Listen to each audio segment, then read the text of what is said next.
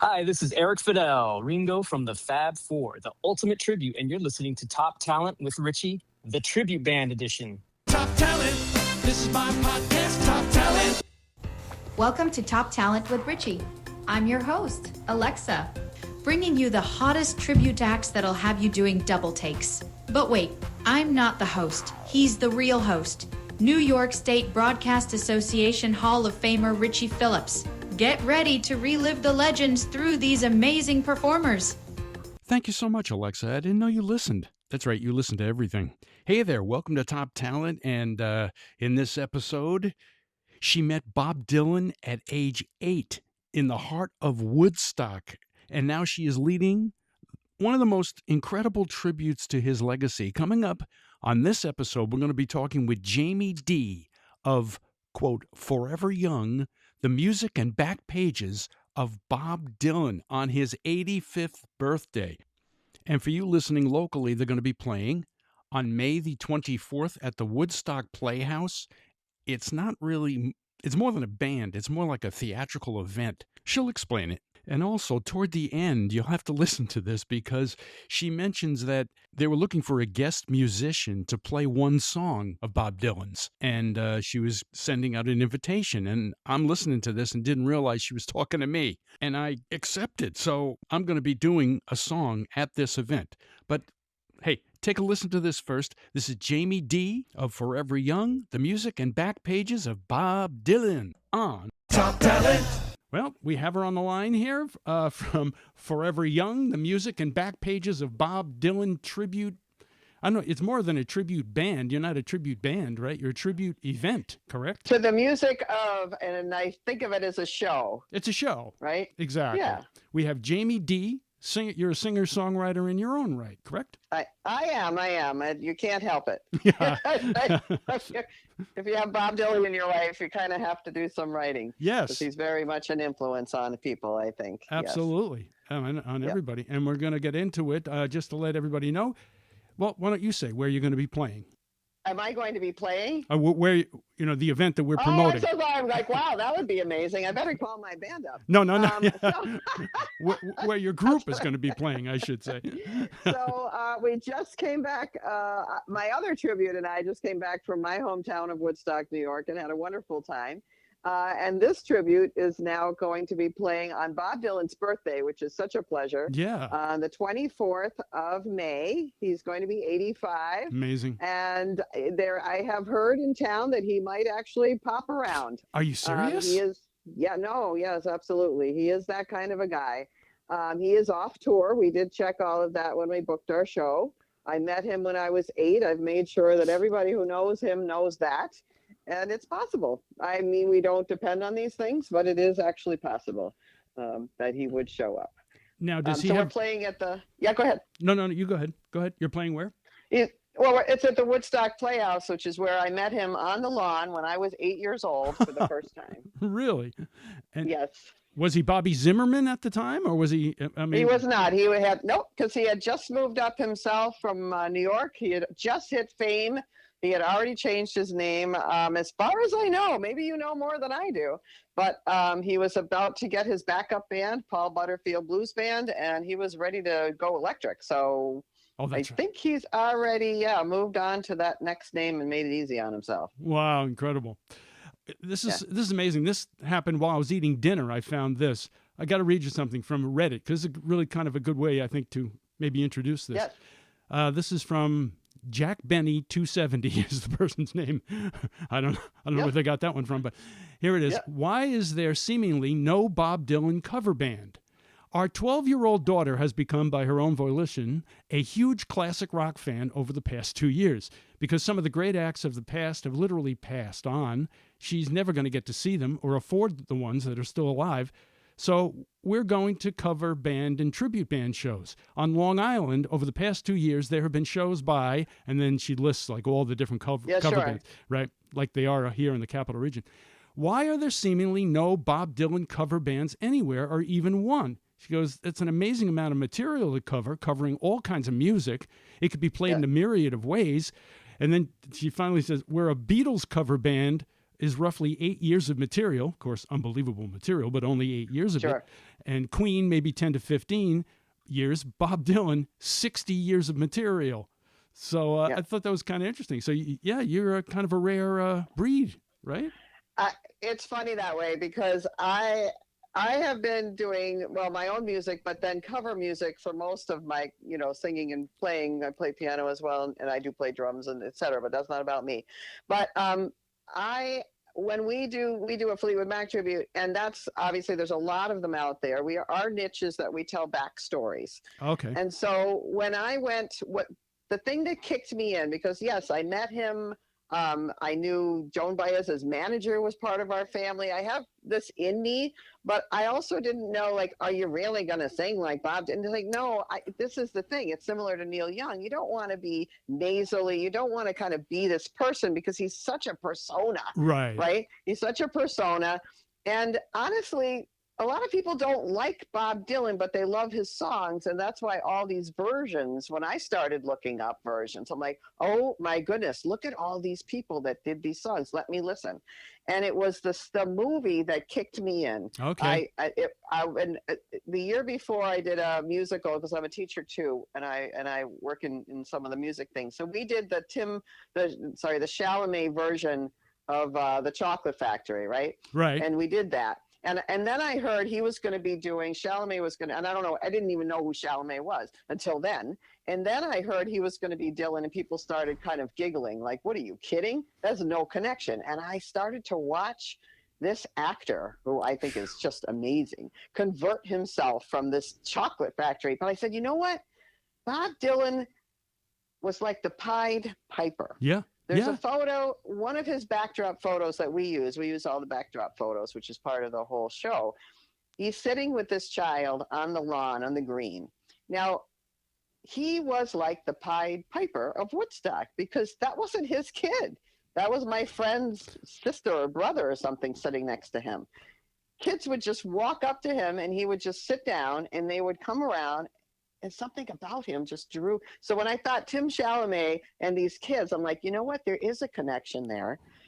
And it was New Year's Eve. I went to see it, and I just was floored. Yeah, we saw it too. Said, what a movie. Oh, he did the most amazing job I've ever seen. The only thing better maybe is this new Michael Jackson movie.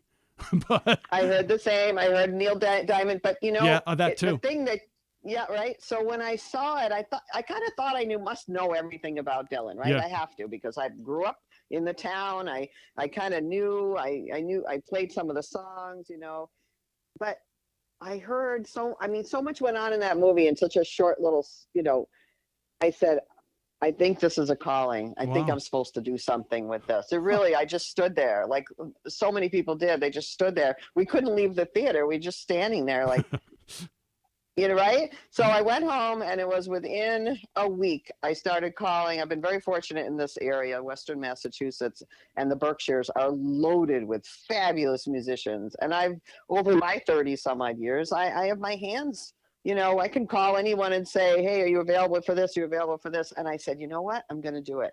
I'm just going to start making those calls. And only maybe 2 people of the first 10 that I called said, I don't know, Bob Dylan? Really? Bob Dylan? I said, no, listen, Bob Dylan's music. Bob Dylan's music. We don't need a Dylan in this. It's Bob. And so it happened.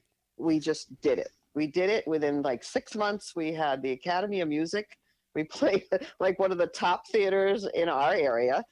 And we said, let's just do this like twice a year. Twice a year. Okay, it's only so twice a second year. one, Right. Yep, that's it. Keep it like that. Rehearse it up. Bring new people in if they want to come in. Let old people out if they want to get out, because it's a lot of work. We do a lot of. We're rehearsing a lot more than we're playing. I can right? imagine. Yeah. So we did it. We did it to a full house at Academy, and then we did a private show. 250 people packed the place. Everybody loved it. People sing along. When do you get to do that?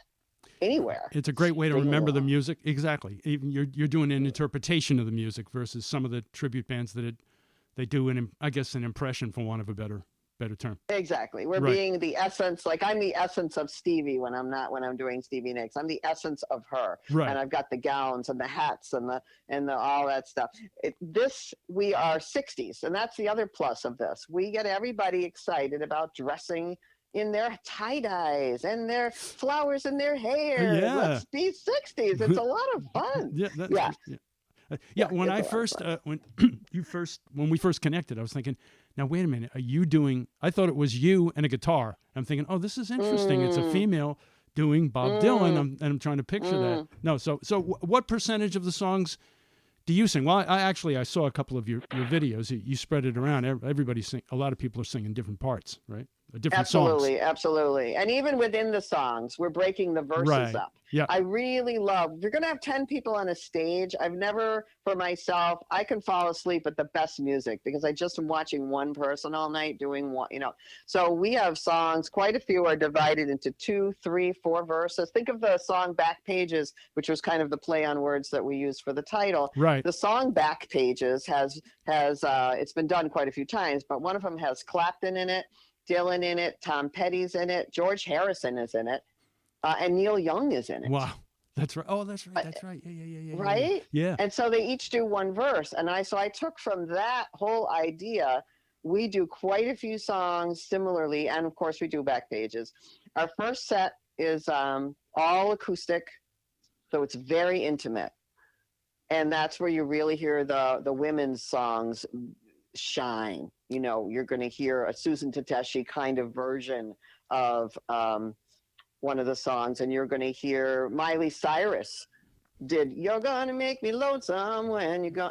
It's like, so it's a whole, again, it's him, but it's not. Yeah, that's it. That's an interesting take on it. Yeah. It's beautiful. So we do like a very beautiful, very intimate, very sweet first verse, and then comes the hard hit Electric, and it comes in pretty strong, not over the top, but that's when people can't sit in their seats. If they can help it, they're going to start moving. And we take it out with that. It's funny. My favorite album he ever did is probably his first album, is Freewheelin' Bob Dylan. Yeah. Is that the first one? Freewheelin'. And that's such a great album. Isn't it amazing? Yeah. So, and that's all very, very, of course, just acoustic guitar. So that's what you're saying. When you start out, you're doing probably a lot of that album, right? Well, yes and no. I, again, did some research, and I'm trying to think. It was, oh boy. Well, I'm sitting here on a podcast not thinking of names.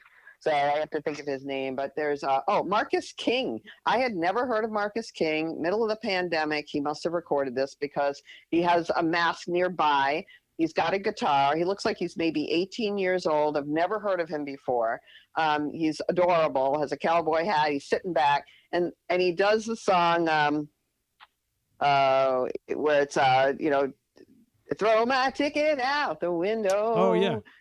Right? Yep. So that I'd have to look it up. Is that from that first album or is that another album? But he took it so beautifully. He did it so nicely. In the very end, he said something like, "Wash your hands.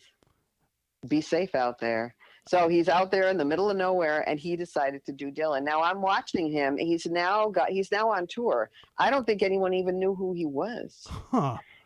And he took a Dylan song, and that brought him into the world of music. I just love all those stories about what people have gotten out of Dylan. I don't think Dylan even realizes. Maybe he does. He's the kind of the unknown guy. But all the stories behind his music are so strong, and they're so now. Yeah, they're so now. Masters of War. Oh my goodness, it's right now. Yeah, well, that's that's one of my questions now.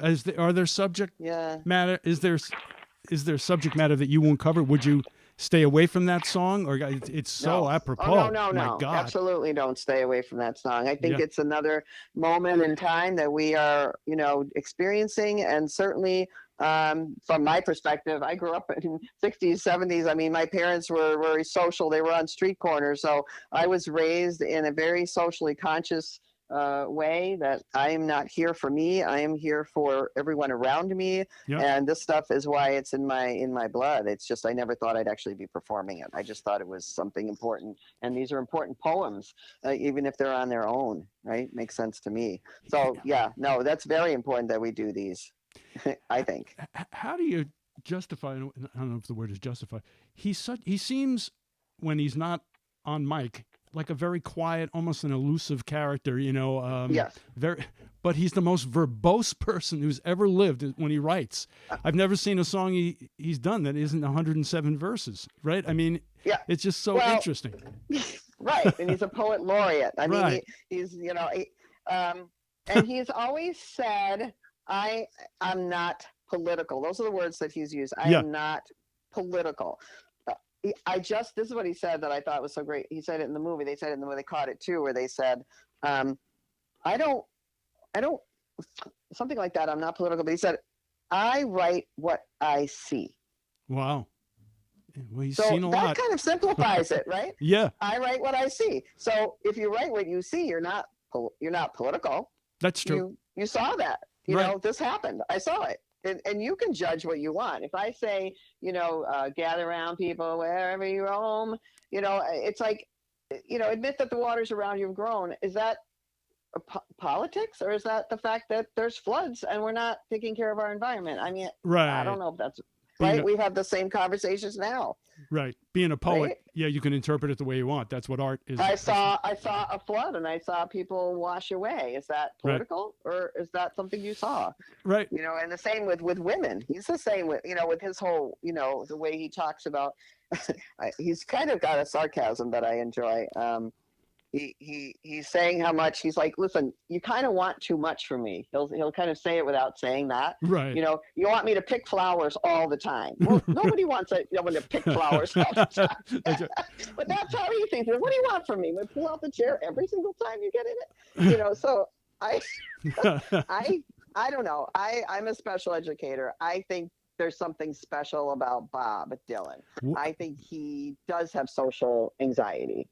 That's my feeling. And I think that, right? Does that make sense? That is so interesting you say that, because I was trying to figure how to phrase this. I know that you work with special needs kids, and I was on the radio for years, and this isn't about me either, but I'm a musician myself, and I've written like song parodies and funny songs and stuff. So I thought maybe I'll go into classrooms and I'll write funny songs with kids, and we'll put the songs on the air the next day. And it was called the Reading, Writing, and Rhyming Tour, and blah blah blah. And one time, several times, I did special, quote unquote, special needs classes, and I had the greatest time. They came up with the greatest stuff, and it just made me think that they're differently wired, but in a good way. I think in a great way. And absolutely. And I thought that about Bob Dylan. He has to be differently wired. Yeah. I'm not saying he's necessarily quote unquote special needs, but for him to write the way he writes. No, and I'm not saying that. I just I know. Social Me neither. Anxiety Right. It is an anxiety. Right. Being around people and not knowing what to say to them, and they're coming, especially when they're coming at you. Right. And needing to wear the dark glasses. I mean, look at Roy Orbison. There's people that really need that. They really need to kind of be there but not be there, and yet you're standing out more. That's right. You're actually standing out more when you do that, not less. If you want to really be with the people, then don't have dark glasses on in the middle of the daytime. Yeah, he always had dark glasses. That's really true. I know. I don't think anyone ever saw his eyes except in photographs. That's true. He's really a fascinating, and I think he's a savant in that sense that he can just take a pen, like you said, and just keep writing. Right, a savant. And he That's doesn't care how many verses. He doesn't care how many verses there are. If there's another verse, then I'm going to have to put it down. Who else is going to put it down? Such an amazing writer, right? I was looking at his discography. I mean, he's done 40 studio albums, actually, and if you count like the Great American Songbook album he did and all these bootleg albums that have come out, actually there's been 50 plus albums from him. Yeah, and I have read 600 songs or something like that. Yeah. Okay. I don't think we would be familiar with 600 songs. Right. I don't think we're going to be familiar with every song on every album. But Hey, keep going, bud. He's on the Rough and Rowdy tour. I love that title too. Yeah, he's A still lot of doing it. these artists are saying the last tour, the last this, the last this. He's just a rough and rowdy. That's right. He just keeps them coming. I'll just do it. So yeah. So we're just happy that people are excited, and I think that's the thing of carrying on any tribute. I've been asked, well, why do you do tributes? It's like, hey, listen, people need nostalgia. They need it more than ever. They need to look back, and generations need to look forward. And like you said, that little girl, we had a little girl on our stage. I'm just going to do a little plug for our other tribute, Wild Heart tribute to Stevie Nicks and Fleetwood Mac, right? Yeah, absolutely. And we do the backstories as we go along. I walk through the audience.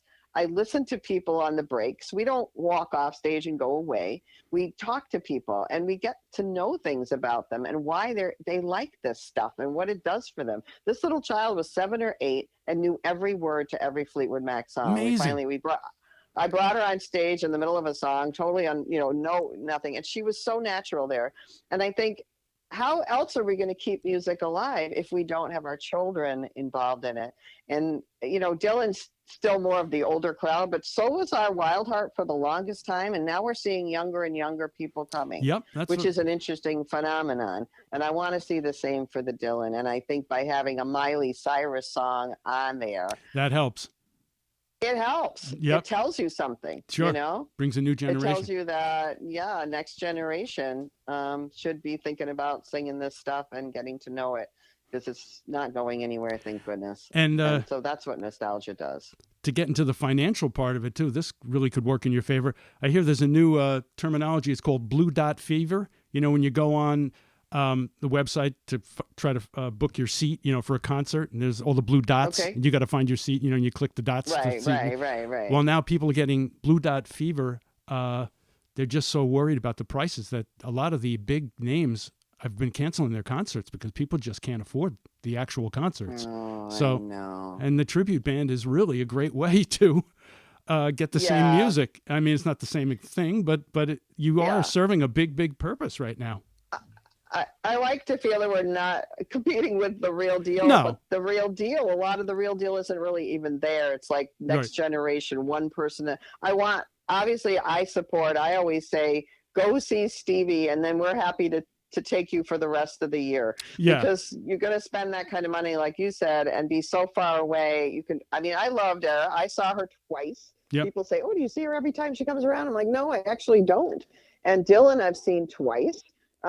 And if he came around now, I probably would, but he's still at big places. I like the smaller ones. I saw him with Willie Nelson, 1990s maybe. He did the AA, I love the idea, AA baseball fields tour. Oh, really? I wonder. With Willie Nelson. Didn't know if they came here. Now. They didn't come to all the Albany. So they were in Pittsfield. Oh, they were in Pittsfield. Oh, wow. Yep, and that particular stadium, they're pulling it all apart right now. But I remember that. That was, and then I saw him here in Northampton at the John M. Green Hall. It's part of Smith College. And he was wearing his white Stetson hat and his white thing. But again, I say the case. Now, if now you can come see a tribute that still has all the music.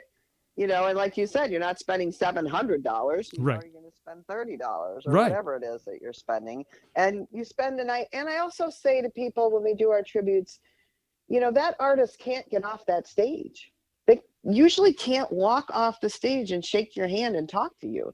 And we're going to walk off that stage and talk to you. So it's something we can add that you can kind of dream maybe you're with that artist. I don't know what you're thinking. I mean, obviously with the Dylan tribute, we don't have a Dylan. We are all singers. Right. But we're happy to get off that stage and talk to you because I think that's the intimacy that these artists can't do. So you're telling me there's nobody the entire night that doesn't slip into his voice when you can't, I played in piano bars for years and I couldn't do a Dylan song without, getting into the, Yeah, we have one person who's, I would say within the age group, who's not as same, who has what I call the folky voice. Okay.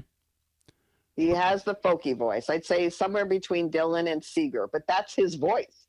Oh, that's his voice. That's how he sings. Yeah, Yep. I'm not saying to try to do it to make fun of him or anything. It's No, I totally get it. Right. Absolutely. But no, it really, it is not the voice. Huh. I don't know if it ever was the voice for me. I think maybe for some people it was, but it really was the song. So you listen and the phrasing Right. Yeah. Right, the phrasing, true. is unique, but we don't if you hear it, let me know. It's driving. I can do it if I have to, but I just felt like this should be different than my other tribute. Right. We're going to get the essence of Bob as a person, as a writer, right? As a time period, as a timepiece, and as somebody that's still saying we've some things to fix here. Gotcha. So it's right? We have some things that this world deserves, and these songs are telling of those things and understanding relationships. Those are his two kind of general things that he talks about, trying to understand the relationships between people, and otherwise it's just about solving world's problems or noticing them. Right. Exactly. Isn't it amazing what he sold his catalog of music for? You tell me. Go ahead. Oh, he sold his.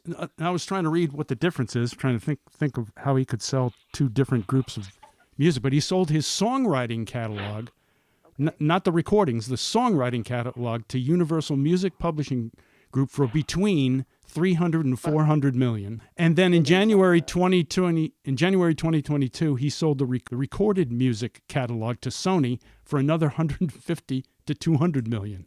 So do the math there. We're talking at least $500 million and more, if not more. Oh, now what's interesting is, are they using it for other things, or is it just releasing it to other artists? Did it have stipulations on it, is my question, because we're certainly not hearing it in any commercials. Yeah, that's right. Remember, the Beatles were very, very specific about that. They didn't want that music. Maybe he was too. Yeah, I don't know. Maybe he was too. I would like to think he was.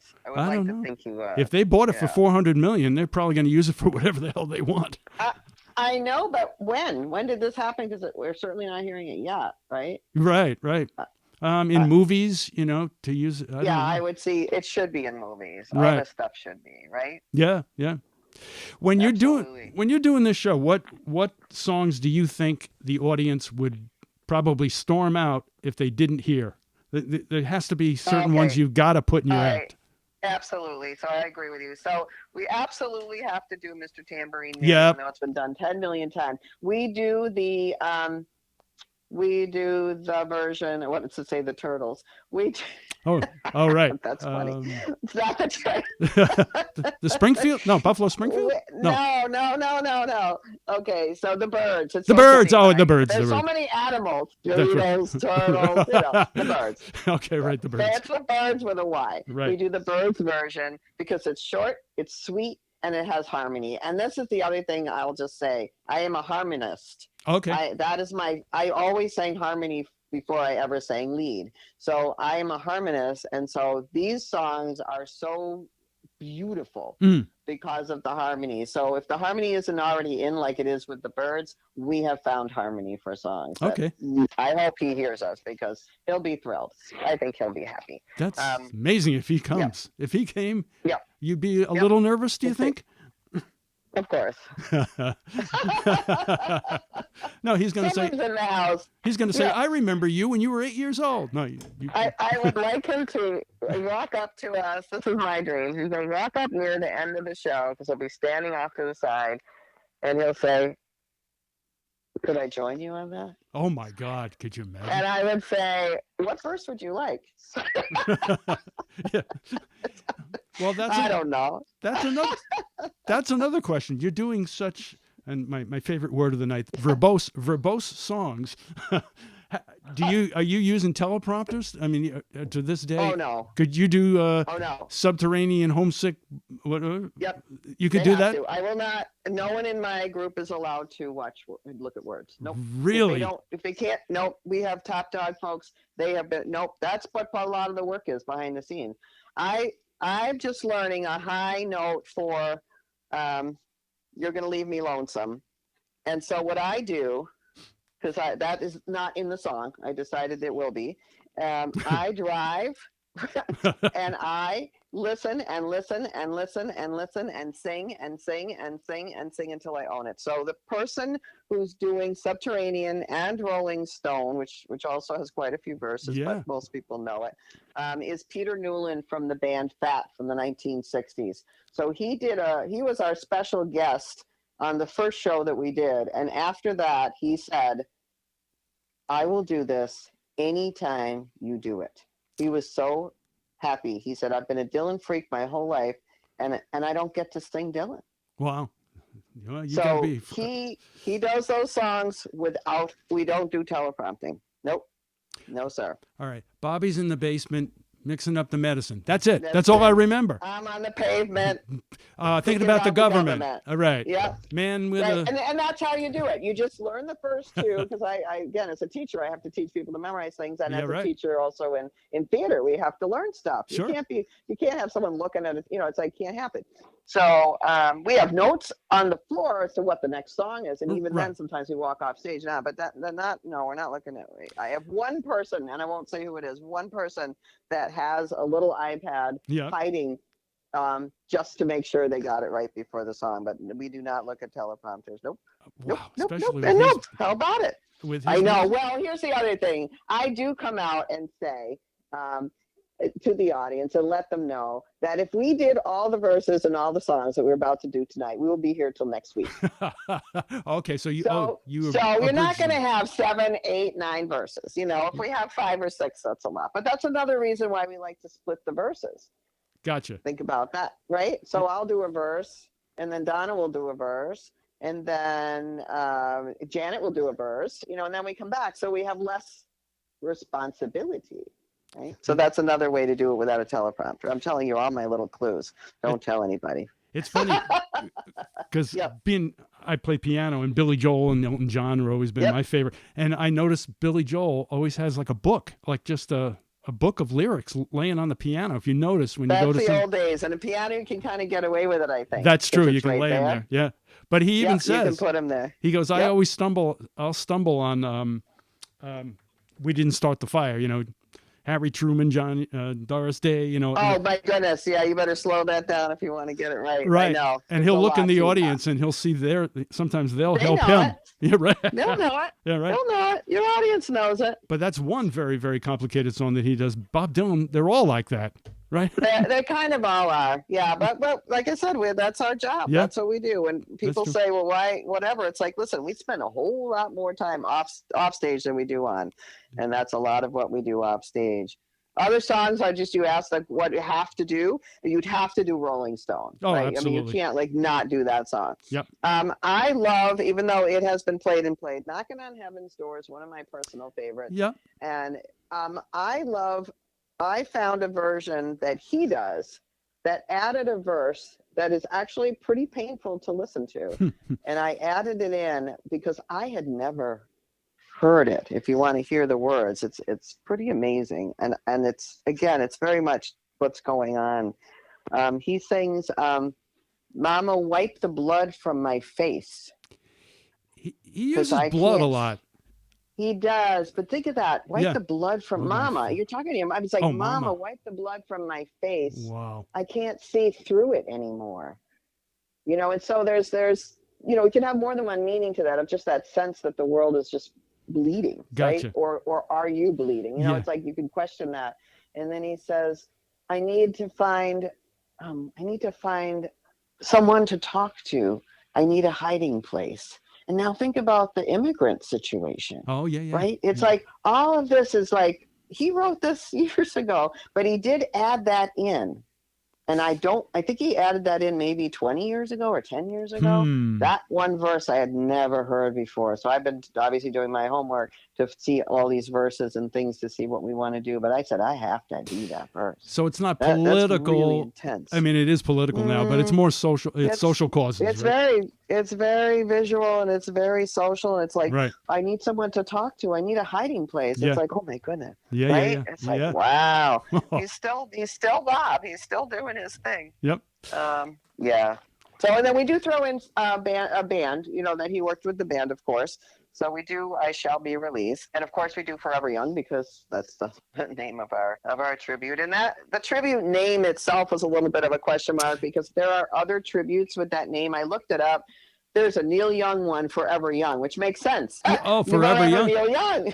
Right? Right. I was thinking Rod Stewart has a song for Rod Stewart also sings Forever Young. So I checked it out. I looked where they were because I'm careful. I don't want people to be upset with us. The only people, and I just said, it just sounds so right though, because we're with these folks. A lot of them are going to be older. Right. It's a feel good song, the same way that Don't Stop Thinking About Tomorrow is our kind of finale for Wild Heart Tribute. Right. Because it's so positive. After all they went through and people went through and decades and breakups, they ultimately saying, don't stop thinking about tomorrow. I mean, it's the optimistic song. And Forever Young is the one of saying, just stay the way you are and feel the way you want to feel. I mean, how can you not? It just seemed so right. So like I said, I looked it up, thought about it, passed it along. There's no way you can protect the name. And you can't. You can't, and nor can an artist. Nobody can own the name of a song. Oh, the song. Nobody. That's true. Oh, that's true. Right. Nope. I learned that because I took classes in music business years ago. Yeah. And a lot of little tidbits like that. Like think about if you look up the song "I Love You," there's something like 1,500. You can't own the title of a song. Okay. Yeah, that makes sense. Period. I always wondered about the legality of doing a tribute band if the guy didn't want you to do the tribute, right? I mean, people get in hot water if you use the name of the band or their either I won't call it a mascot, but their insignias, anything that, and there are some out there that do these things, and they're risking it because they could get called on it, and then they've gotten themselves some nice fame, and now they got to change everything. So it is important. Don't call yourself Bob Dylan. Right. Because people think they're going to go to a Bob Dylan show. Don't call yourself Dylan. Don't call yourself Stevie Nicks. Don't call yourself. There's a couple of Fleetwood Mac that are kind of off the name. Some of them, it's like they're risking. They're making that choice. Yep. And maybe it works for them, but don't do that. But as far as a song title, I think it's actually very smart to use a song title or an album title because it tells you right away. You don't have to dig like, I wonder what that is. It's like, it's got to be this or this, right? Right. So that's marketing too, to do something that has a similar, something tells you what you're going to walk into. Yeah. I was going to end this. I was going to throw some trivia. I just want you. I'm not trying to stump you. Don't test me. No. Because I have my book next in another room. I'm not trying to test you. I want to test if you can tell me the veracity of these, because I see these things online. I don't know if it's really true or not. So I just want to know if you've heard these same things. That Rainy Day Women, for example, was recorded in one take. I would absolutely believe that in 5 seconds. Dylan reportedly thought the musicians were too tightly strung, so he got them all drunk and had them switch instruments. Yep.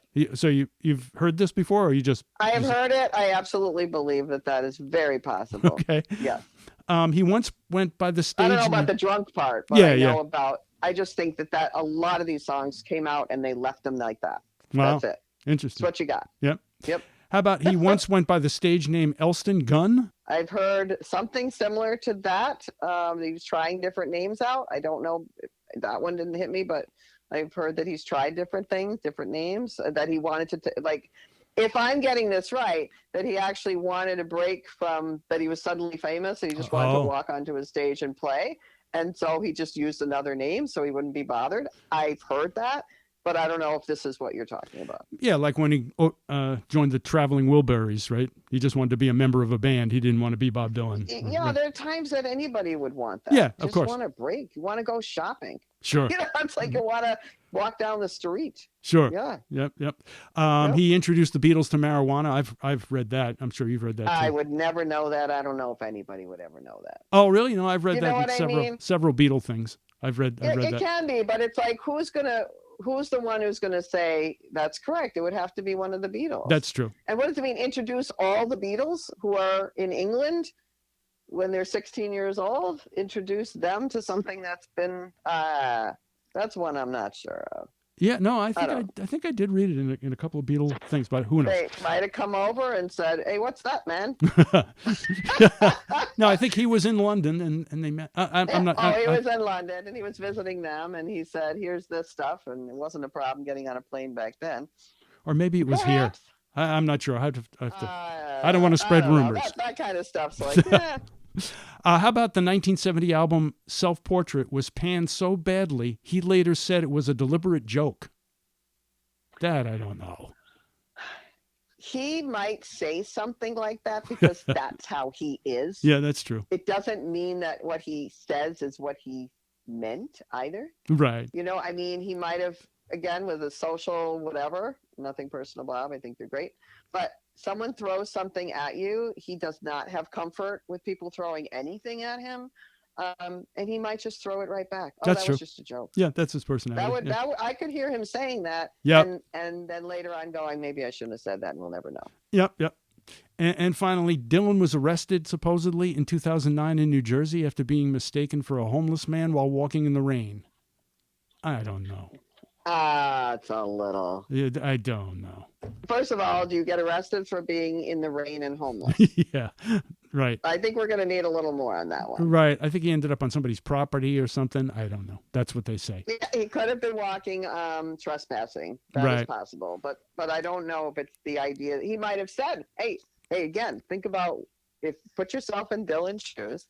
And you're just walking down the street and you're starting to get famous and whatever. And you just decide to take a walk, which we said you can't do, right? But he did. I'll tell you a little story about Bill. I can finish if you want. Oh, Yeah. I don't have to finish it, but I have another little story that's really cute about Dylan. But Go ahead. I 'Cause could I'm see basically that done. he could be on. Oh, okay.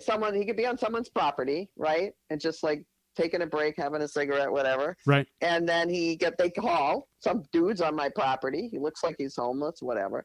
And something happened like that. Yeah. I mean, that could happen. Oh, right? sure. He looked kind of sloppy at times. Other times he looked incredibly, put together. But so do we all. Yep. When Dylan played in, not about our tribute, come see us. But Dylan played in Northampton. True story. The day before, he got on a bike. He had a bike that was with him. He likes to bike around. He biked around Northampton with tickets in his hand to his show. And he stopped in stores and he stopped in little diners. And it did end up in our little newspaper, one of our newspapers. And he said, "You coming to my show?" Are you serious? I love it. You coming to my show? And people would look at him like, some people didn't know who he was. And some people said, "Are you Bob Dylan?" And he's like, "You coming to my show?" He handed out tickets. I just thought it was beautiful. He was biking around town. A marketer, And, a true marketer. Yeah, I mean, you come to my show, I want you to be there. Well, we have a similar story from the Albany days when I played in a piano bar in downtown Albany. It was right across from the New York State Capitol. And, but, the lobbyists and legislators and everybody, on Monday through Wednesday, they would flood the town. But by Thursday, everybody was gone. Usually on Thursday night in downtown Albany, everybody's gone.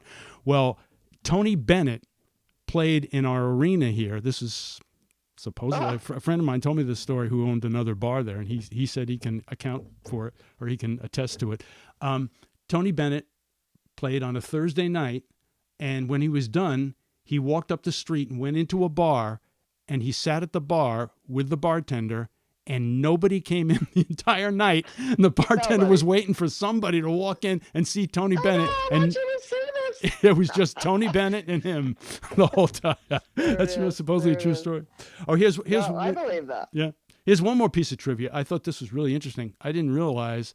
I love the song "To Make You Feel My Love." Do you guys do that? Feel My Love? No. Oh, you don't do his song "To Make"? That's the one that Garth Brooks did, and Billy Joel did a version. Okay. I'll write it down for next time. To make you feel my love. Oh, it's a great nice. song. I'll write it down. Oh, it's interesting you don't do it because this song they call like a modern standard. 450 artists have covered it, and I didn't believe that Neil Diamond covered it. Oh my gosh, and I've not even heard of it. What's wrong with me? Yeah, but I went back and, being on a country station, I remember when they came out with the Garth Brooks version. He did a great job, but I love the Billy Joel version. But anyway, Neil Diamond supposedly did a version, Billy Joel, Garth. Boy George did a version of it. Oh, what a riot! Oh my goodness. Maybe that's why that sort of sounds familiar, but I'm thinking, what the heck? And Pink did it too. So yeah, you got to look that one up. I think the hard part, I think it's because we have only so many songs we're doing in an acoustic set, and that sounds like a sweet acoustic song. Yeah. And then in the rockin' set, you don't want to slow it down much. It's like you're finally getting to that place where you're up. That's true. So we only have one, which is not going to have a door in there. But if we could squeeze another one in, I'll maybe you can, send that to me. Yeah, it's very slow. It's a lot of it's done on the piano. I've heard it done on piano. Right. Yeah. Exactly. Well, it's hard to get. Yeah. Go ahead. I'm sorry. I know I have so many things to ask you. I'm like jumping back and forth. How about Wagon Wheel? Do you do that? Wagon Wheel, right? Also slightly overdone, and I think that that's one of the ones that people were going back and forth about, going, like, well, let's put it over here. Let's put it over here. Maybe we should do it. Maybe we shouldn't do it. And we just held up not doing it. Interesting. I mean, because we're doing so many songs. We're doing 8 in the beginning, and I think it's 7 or 8, and that's it. I mean, this is theater stuff. We're also not doing a concert. You know what I'm saying? Okay, so this not, is more that's the difference too between this tribute and our other one. Our Wild Heart tribute has a 2-hour set or a 3-hour set, depending on the place. So we do a theater, they don't want more than 2 hours. But if you're doing a concert, they want the 3 hours. This doesn't have that. We are only doing so far only doing theaters. Only theaters. Okay, gotcha. Only theater. It's still considered a concert. I mean, because obviously we're doing music, but it's theatrical. It has lights. It has backdrops. It has it has a certain amount of time, and then a set, and then a break, and then a certain amount of time, and then we do, a meet and greet. It's different than just loose, like, oh, let's pull out 3 hours. So people don't have the 3 hours in them when they do the theater things. It's very different. Gotcha. Yeah. So that might be part of it, but we need to expand. We need to look at, it is very different. Much tighter to get this. Now, see, my 5 favorite Bob songs, you probably wouldn't do. Like, Don't Think Twice, It's All Right. Absolutely, we do that. That's the two Susan Tedeschi's type version. It's very soulful. Yeah, that's great. Amazing. Yeah. You probably don't do Everything's Broken, do you? We do not do that. I love that song. I shouldn't say we won't ever do it. It's just that's not on our list. This year's list. This year's different than last year's. That's list, such a brilliant song. Such a brilliant song. All right, so. Sad-Eyed Lady of the Lowlands. No, you do that? I know. I can list you. I can give you the list if you want to get. I mean, if you want to throw them at me, go ahead. Give me your. These are my 5: Rainy Day Woman and Sad-Eyed Lady of the Lowlands, and I do like a Subterranean Homesick Blues and. That is a wonderful song. Those are my 5. Absolutely. Sure. And so I appreciate if you wanted to send me any songs that you like. We can look for next year.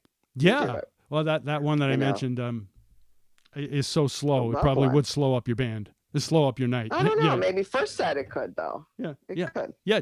Check it out. Yeah. Great. Yeah, I definitely will send it to you. Nice. And and then if you ever want to be a guest, we're still looking for a Woodstock guest, by the way, but it could be piano or guitar. They'd be on the first set, 6 songs, and it would have to be one of the songs we don't do. Oh, so you're looking for a guest to come in and like almost like a jam session then, in a way. It's just one song on just the one first song. set, and then that person comes back and sings the chorus of "I Shall Be Released," and then they also sing "Forever Young" with us. So that, in other words, we don't just kick them off the stage.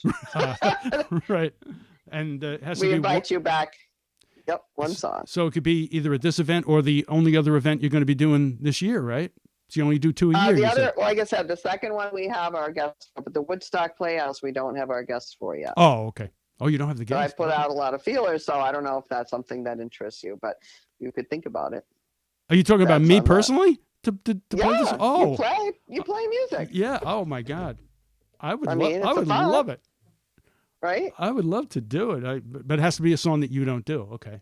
Oh, maybe I would do To Make You Feel My Love, but again, that's a very slow song. It doesn't matter to me. It can't be 7 verses. It would be. No, it's a slow. Yeah. No, it's not. I love that. It's idea. a radio hit. All right, let me talk to her. Well, thank you so much. Good. Thank you so much, Jami, for everything, Good. and hope everybody comes out to see you at the Woodstock Playhouse on the 24th. And maybe I'll be with you guys. On Bob Dylan's birthday. On Bob Dylan. Thank you so much. Thank you so much. Thank you for listening to this episode. As you noticed, That's an entire hour with no commercials or anything else. I don't have a sponsor at this particular point.